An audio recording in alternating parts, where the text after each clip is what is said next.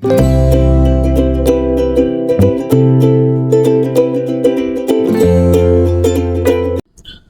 hello, salam sejahtera Malaysia. Selamat datang ke channel Fels Lifestyle. Terima kasih kerana terus setia dan terus bersama di dalam channel ini. Saudara-saudara, tuan-tuan dan puan-puan yang saya amat hormati. Baru-baru ini SPRM telah mengeluarkan keputusan, mengeluarkan perkembangan terkini berkaitan dengan siasatan terhadap bekas Perdana Menteri Tun Dr. Mahathir. SPRM berkata siasatan terhadap Tun masih lagi dijalankan. Dan dalam masa yang sama ada satu maklumat yang dikeluarkan SPRM yang menyebut harta Tun Mahathir di UK ataupun United Kingdom. Jadi kita tertanya-tanya, kalau Tun Mahathir ini bersalah, kalau Tun Mahathir terlibat dengan salah laku, kekayaan yang mencurigakan, pendek kata kalau Mahathir bersalah, dapat dibuktikan bersalah, adakah Mahathir berisiko untuk hartanya disita ataupun beliau ditangkap? Nah, ini menjadi persoalan. Tapi apa respon Mahathir kepada kenyataan SPRM? Mahathir buat satu pengakuan yang besar pula. Pengakuan yang betul-betul kita nantikan daripada mulut Tun Mahathir sendiri.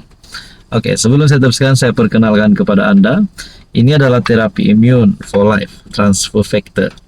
Kepada Anda di luar sana yang ada masalah kesehatan, ada penyakit berulang, gastrik, gout, kolesterol, darah tinggi, kencing manis, dan apa saja jenis penyakit yang seringkali mengganggu kehidupan seharian Anda. Mungkin ini adalah jawaban kepada doa Anda, jawaban kepada hidup Anda supaya lebih sehat. Ini adalah terapi imun untuk mendidik, meningkatkan dan menyeimbangkan sistem imun badan kita sehingga mampu melawan pelbagai jenis penyakit. Kepada Anda di luar sana yang berminat untuk mengetahui tentang terapi imun, Anda boleh menghubungi saya di nomor yang tertera. Oke, baik. Apa respon Mahathir? Ini Mahathir kata. Mahathir sindir SPRM. Rupa-rupanya saya ada harta di UK. Bekas PM menyindir Ketua Pesuruhjaya SPRM Azam Baki. Berhubung siasatan ke atas dakwaan, dia memiliki harta di UK. Dalam satu kenyataan, Mahathir berkata dirinya sendiri terkejut apabila diberitahu mengenai perkara itu. Rupa-rupanya saya ada harta di UK. Saya tak tahu. Tolong bagi tahu kepada saya supaya saya dapat klaim harta ini. Itu kata Mahathir. Dan yang paling menarik, saudara-saudara, satu lagi kenyataan Tun, setelah dapat harta ini, saya akan hadiah kepada ramai orang miskin, katanya. Wow, kalau saya sendirilah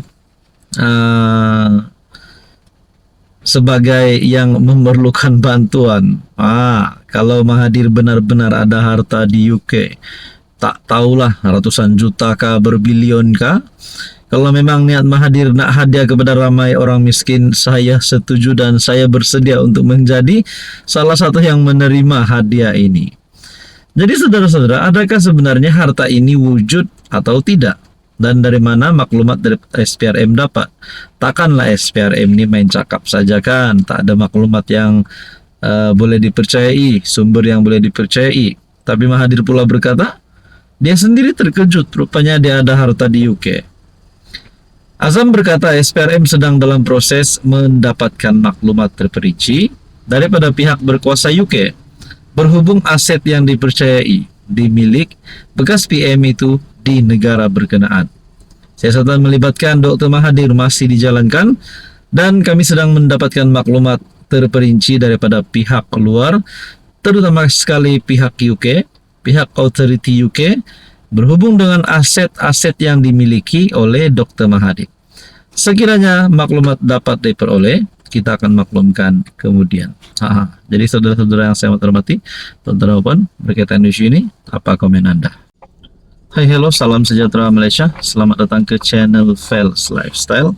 Terima kasih kerana terus setia dan terus bersama di dalam channel ini. Saudara-saudara, tuan-tuan dan puan-puan yang saya amat hormati. Kita tertanya-tanya apa terjadi kepada Perikatan Nasional pada PRU ke-16 ini. Setelah apa yang saya perasan, bila Bersatu mengumumkan, menghantar ataupun telah mengumumkan Muhyiddin sebagai calon Perdana Menteri bagi parti itu, dan dalam masa yang sama Bersatu adalah komponen dalam PN dan Muhyiddin adalah pengerusi Perikatan Nasional. Apa pula respon PAS yang mempunyai wakil rakyat yang lebih ramai daripada Bersatu, yang dilihat lebih layak untuk mengepalai Perikatan Nasional? Saya tertanya-tanya lah, adakah PRU 16 ini bakal menjadi penentuan kepada Muhyiddin Yassin bersama dengan Perikatan Nasional ataupun PAS? Nah, saudara-saudara yang saya amat hormati, ada satu kenyataan yang saya lihat daripada Facebook utusan online berkaitan dengan PRU 16. Sudah tiba masanya PAS memimpin Perikatan Nasional. Oh lama. Adakah ini satu berita yang pasti menjadi berita paling baik untuk PN ataupun berita paling buruk untuk PN? Oke, sebelum saya teruskan, saya perkenalkan. Ini adalah terapi imun. Ini adalah terapi imun transfer factor. Kepada Anda di luar sana yang seringkali mengalami penyakit berulang, ada masalah sakit lutut, sakit bahu, sakit pinggang, gout, gastrik, kencing manis, kolesterol, darah tinggi, penyakit melibatkan jantung, hati, dan macam-macam lagi. Mungkin ini adalah jawaban kepada doa Anda. Mungkin ini adalah jawaban kepada kunci kesehatan Anda. Ini adalah terapi imun untuk mendidik, menyeimbangkan, dan juga meningkatkan kekuatan sistem imun badan sehingga mampu melawan pelbagai jenis penyakit. Sekiranya Anda berminat, Anda boleh menghubungi saya di nomor yang tertera. Oke, baik saudara-saudara, dengan caption ini sudah tiba masanya PAS memimpin PN. Hanya satu yang saya terlintas di pikiran saya. Pertama, calon Perdana Menteri Perikatan Nasional, of course dari PAS. Pertama.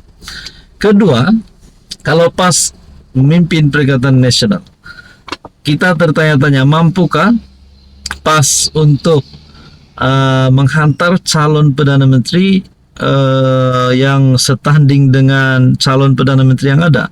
Mungkin Muhyiddin Yassin. Nah, saudara-saudara, dalam Bersatu pula kita lihat ada dua calon Perdana Menteri yang saya lihat berpotensi lah. Pertama, of course, Ketua Pembangkang, dan seterusnya Muhyiddin Yassin sebagai Presiden Bersatu dan sebagai pengerusi Perikatan Nasional. Jadi, kalau PAS, sudah tiba masanya PAS untuk memimpin PN, adakah maknanya Bersatu, tak kisahlah Muhyiddin kah Hamzah kah, tidak akan layak lagi untuk menjadi pengerusi PN dan juga calon Perdana Menteri? Ataupun Hadi Awang jadi calon Perdana Menteri, ataupun Hamzah Zainuddin masuk PAS lalu menjadi calon Perdana Menteri bagi PAS. Mungkin begitu pun boleh juga. Jadi itulah menjadi persoalan. Kalaulah PAS memimpin PN, adakah terdapat isu di antara PAS dan Bersatu? Adakah ada perpecahan boleh berlaku sebelum PRU 16? Adakah PAS ataupun Bersatu bakal membubarkan PN, berpecah, dan akhirnya mereka salah satunya menyokong kerajaan perpaduan, menyokong Anwar Ibrahim membentuk gabungan baru bersama dengan parti yang lain? Nah, ini yang menjadi pertanyaan lah. Jadi saudara-saudara, berkaitan isu ini, apa komen Anda?